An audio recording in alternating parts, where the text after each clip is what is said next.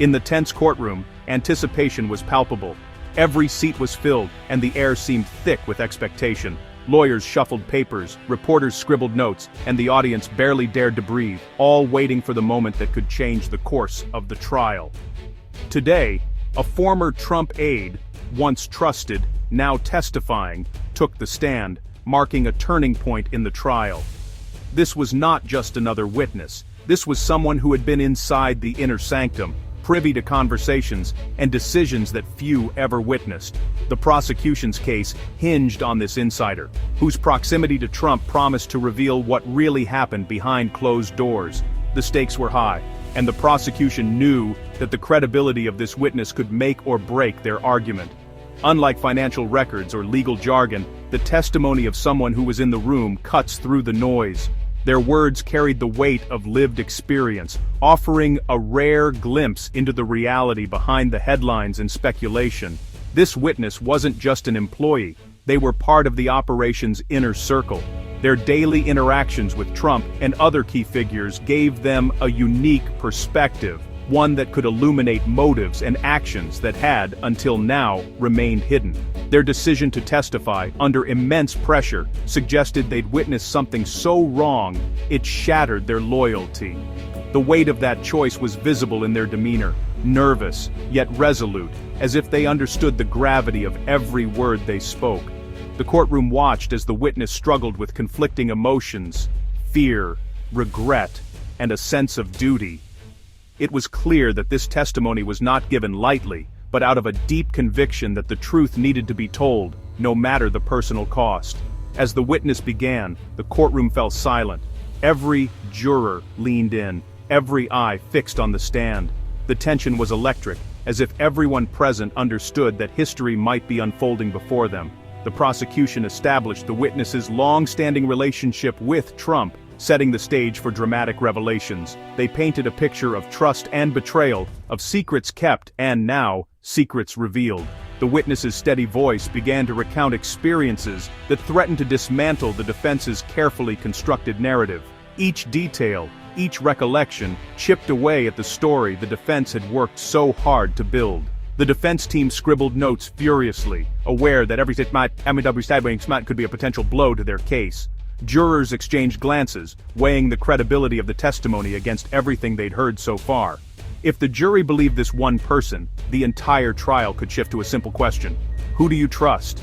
In that moment, the fate of the case, and perhaps much more, hung in the balance. The heart of the insider's testimony was direct personal experience. Unlike secondhand stories or rumors, this was a person who had been there, who had seen and heard the events unfold with their own eyes and ears. The power of such testimony lies in its immediacy. There's no filter, no interpretation, just the raw memory of someone who lived it. The witness described being at Mar-a-Lago as Trump allegedly directed staff to move boxes of documents. The setting was unmistakable: the ornate hallways, the bustle of staff, the sense of urgency in the air. The witness recalled the specific moment when the order was given, painting a vivid picture of the scene for the court. Sensory details, the scent of floor polish, the sound of packing tape, brought the scene to life. The witness remembered the sharp snap of the tape, the echo of hurried footsteps, and the faint hum of whispered conversations. These small details made the testimony feel real and immediate, as if the jury, themselves, were standing in that hallway. This wasn't hearsay. It was a vivid, first-hand account. The witness spoke with conviction, recalling not just what happened, but how it felt to be there, nervous, alert, and aware that something unusual was taking place. The witness placed Trump at the center, giving specific instructions, undermining the defense's claim of plausible deniability. The testimony was clear.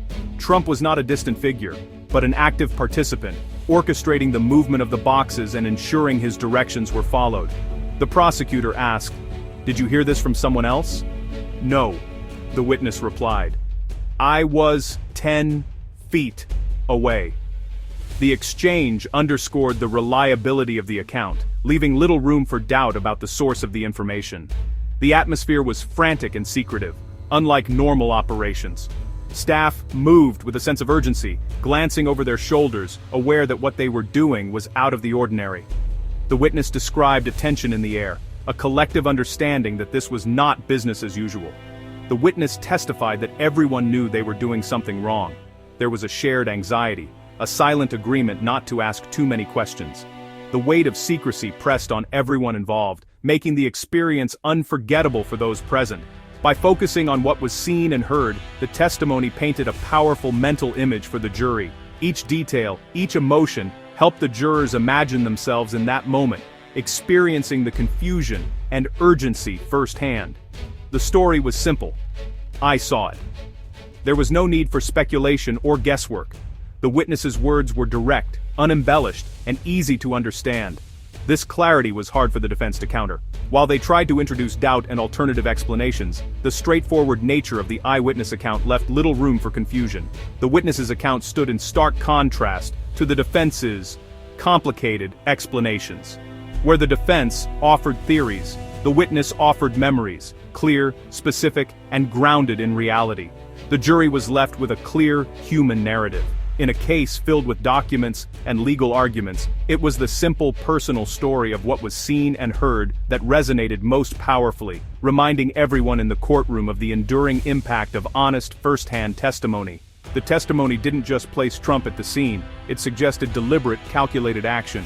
The witness recalled Trump giving specific instructions, not these, make sure they don't find these. This shifted the narrative from carelessness to willful obstruction. The defense argued chaos and confusion, but the insider's account described a clear strategy. The actions took place in a secluded area, with hushed tones and secrecy. The witness's story suggested a conscious effort to hide something from investigators. The jury now faced a new question. If there was nothing to hide, why the secrecy? The prosecution's case gained a compelling motive: concealment. The defense now had to explain away what looked like a calculated plan. The timing of the events was damning. The prosecutor established that a subpoena for the documents had been issued. The witness testified the boxes were moved days after learning about the subpoena. This detail transformed the actions from questionable to potentially criminal.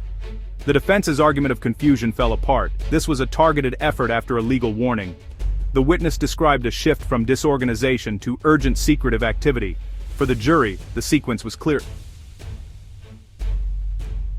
First, the warning. Then, the cover-up. The defense now faced the challenge of explaining why boxes were moved right after the subpoena. As the insider took the stand and began to testify, the entire courtroom seemed to hold its breath. All eyes gradually shifted to Trump at the defense table, watching for any sign of reaction. The tension in the air was palpable, as if everyone sensed that something significant was about to unfold. At first, Trump's composure held, his face a mask of control, but as the testimony continued, cracks began to show. His jaw tightened, his fingers drummed nervously on the table, and his eyes darted between the witness and his own legal team. The subtle signs of stress soon became impossible to ignore. He shook his head in disbelief, occasionally leaning over to mutter urgent words to his lawyer. With each new detail revealed by the witness, Trump's agitation grew more pronounced. His body language spoke volumes. He shifted in his seat, clenched his fists, and seemed unable to contain his frustration. At one particularly damning moment, he threw up his hands in exasperation, a gesture so dramatic that it drew audible gasps from the gallery. The sudden outburst broke the courtroom's tense silence, leaving everyone momentarily stunned. In a courtroom, such visible displays of emotion are risky. Judges expect decorum, and any breach can have consequences, both in perception and in the proceedings themselves. For the jury, Trump's behavior could be interpreted in different ways. Some might see it as righteous indignation, a man wronged and fighting back. Others might view it as a sign of panic, a reaction to hearing uncomfortable truths laid bare before the court. The contrast in the room was striking. The witness remained calm and composed, answering questions with steady confidence, while the defendant's agitation only seemed to grow with each passing minute. The prosecution likely saw Trump's visible frustration as a gift, reinforcing the credibility of their witness. Every emotional reaction from the defense table seemed to strengthen their case in the eyes of the jury. Trump's visible frustration became a spectacle in itself, risking not only the alienation of the jury, but also undermining his own defense. Jurors exchanged glances, clearly taking note of every gesture and outburst. His lawyers tried to calm him, whispering reassurances and placing a steadying hand on his arm. But the tension was unmistakable, radiating from the defense table and filling the room. The drama of the moment underscored the immense pressure and personal stakes of the trial, reminding everyone present that the outcome would have far-reaching consequences for all involved. Trump's disruption reached a breaking point. The judge halted proceedings, fixing a stern gaze on the former president. In a firm voice, the judge warned, "You will not disrupt this courtroom. If you cannot control yourself, you will be removed." Trump slumped back, the color draining from his face.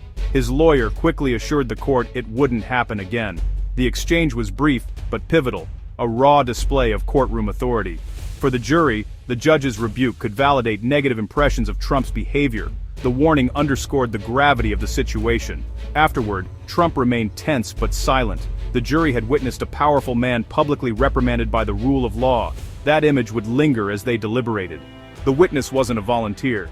They testified as part of a plea deal. This reluctant cooperation often makes a witness more believable to jurors. Their motivation was self-preservation, not revenge or ideology. The prosecution presented contemporaneous notes and corroborating evidence. These records, made before any deal, bolstered the witnesses' credibility. The defense attacked their character, but this strategy can backfire. By highlighting the witnesses' involvement, the defense confirmed their insider status. The jury had to decide, was this a detailed fabrication or the truth from someone who was there? Regardless of the verdict, the insider's testimony has already reshaped the public narrative. The vivid story, secret meetings, moved boxes, a defendant's outburst, will outlast any legal argument. This testimony may embolden other insiders to come forward. The trial, broadcast nationwide, becomes a civics lesson.